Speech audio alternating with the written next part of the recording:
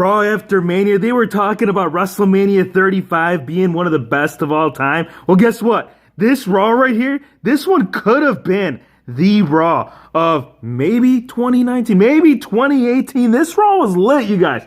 Really just dug everything. There were so many great highlights. We need to cover this. And this is how it started. Kofi Kingston and the New Day, they came out here after Rollins got done doing a promo about no more beast. I conquered Brock Lesnar. And Kofi kind of came out and said, congratulations, man. Look, conquering the beast, it is not an easy thing to do. But how about this, right? The women, they had their triple threat match. They had a unification match.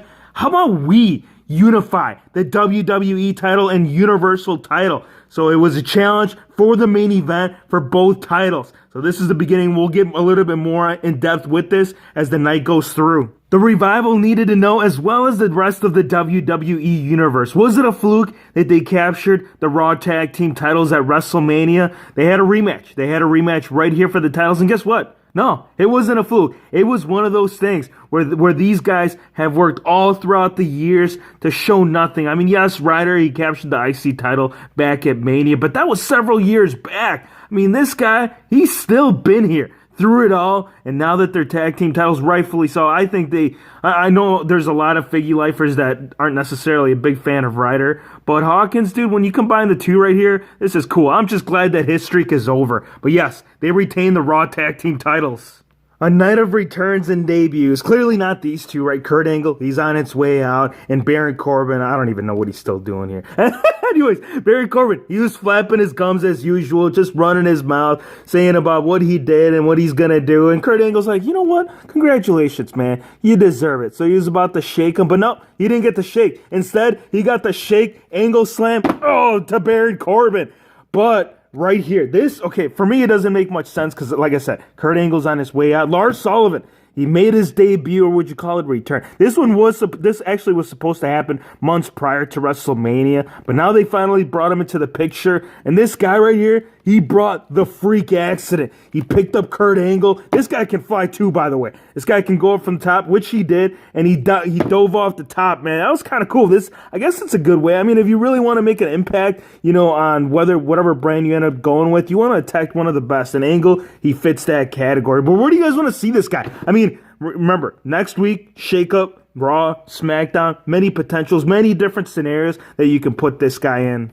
Hello, I am Elias, and the next segment was just to kind of get back John Cena for what he said and what he did to him at WrestleMania. Now, once it was all said, and once the rhythm and blues were sung by Elias, he says the next person to interrupt me will be a dead man. And did he know? He sure did. For some reason, Elias knew that the dead man was going to interrupt. And if he was going to interrupt, it wasn't just to come out and come join him with the celebration. There's no celebration, man. When you're in the ring with the Undertaker, this is what you're going to get. Dude, it was cool, too, because he was, part of his shirt was, he was showing off those 20-plus pounds that Undertaker has lost.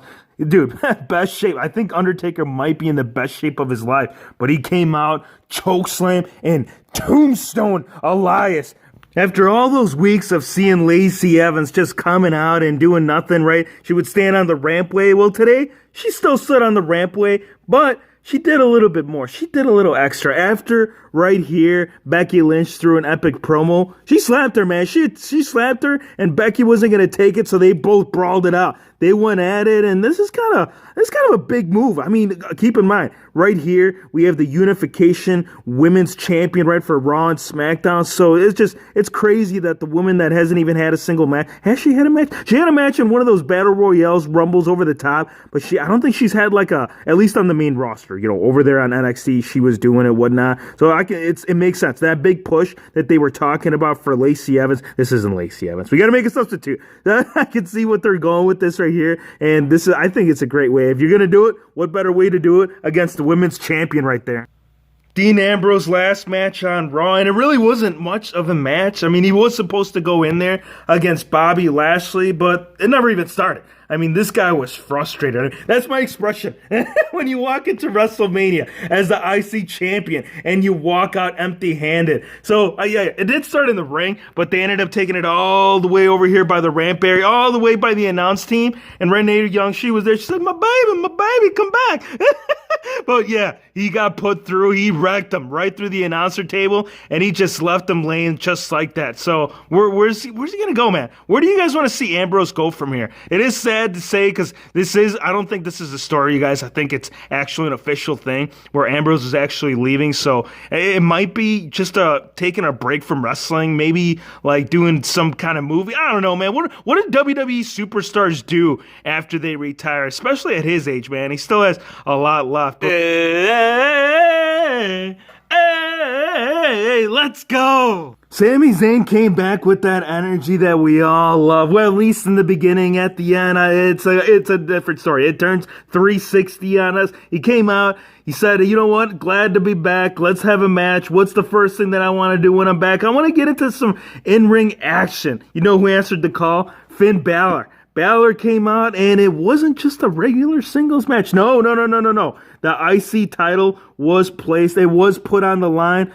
Come on, you might as well. I mean, why would you not? If you're going to have Balor right here, if you're going to have our IC champion, why not put it on the line? Right here, we had the Hulua kick. He had him set up on the corner. Balor moved at the last minute. Oh, no, sorry, bro. You're going to fall on the ground.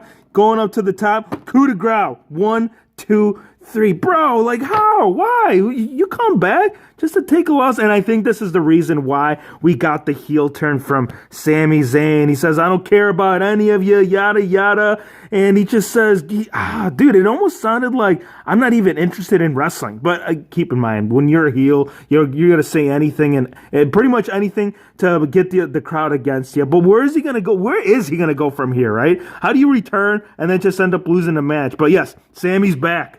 What was supposed to be a unification match for the WWE title and Universal, it developed into a tag team. I mean, it did start out as this, but then the Bar showed up and they said, nah, we're just going to tease you. We have the Superstar shakeup next week. Well, they didn't say that, but that's kind of what they're building up here, man. I'm actually getting pretty stoked for that, you guys. Let me know how you guys are feeling about that shakeup as far as like what you guys want to see, which superstars you want, see to each brand. Now, again, Rollins, he got on the mic after they had attacked. It was a disqualification. So they said, you know what, let's do a tag team match. We can solve our differences later on. So the Bar, they accepted. They came in. But thing is, man, the combination, right, of the Paradise and the Curb Stomp, right here, Cesaro, let's put you aside, Sheamus, because you were no longer part of the problem, right? We got Trouble in Paradise, and Rollins burned it down all the way down to the end of Raw, and it was a pretty cool celebration seeing these two, man. The new era of Seth Rollins and Kofi Kingston. What's going to happen, though, next week with these two? I mean, could one potentially go over? Because keep in mind, that could happen. It doesn't matter if you're champion for one of the brands. That could go either way to where you can be transferred to either brands. And it's going to be a double night thing, so it'll be on Monday night and SmackDown, and we'll be here to cover it. So if you are new to the channel, man, you know what you got to do. Hope you guys enjoyed the video. Be sure to hit the subscribe button if you're new to the channel, and we'll see you on the next one.